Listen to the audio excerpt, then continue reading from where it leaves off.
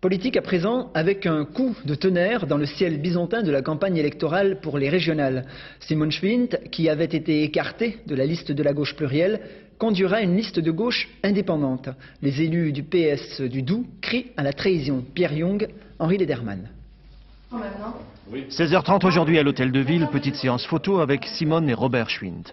C'est un jour important. Simone Schwindt a décidé de présenter sa propre liste aux prochaines élections régionales, une liste en plus de celle de la gauche plurielle. Ce n'est pas une revanche. Quand même. Mais j'ai envie d'exister, j'ai le droit d'exister, monsieur Young. Je peux exister par moi-même. Je suis Simone Schwindt, je suis une femme. Et j'ai envie d'être conseillère régionale, c'est clair. Je crois quand même que c'est légitime.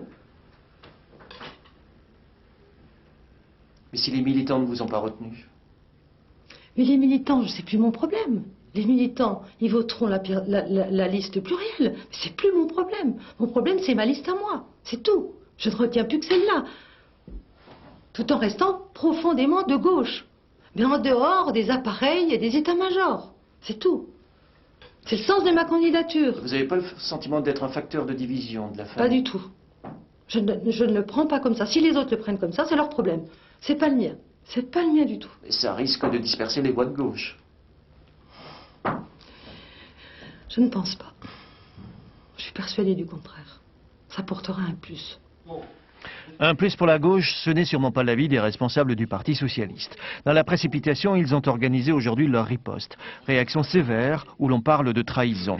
Je pense à tous ces militants qui sont restés dans l'anonymat, qui pendant des années ont collé, ont distribué, ont argumenté pour le compte d'un homme qui représentait un idéal et un parti.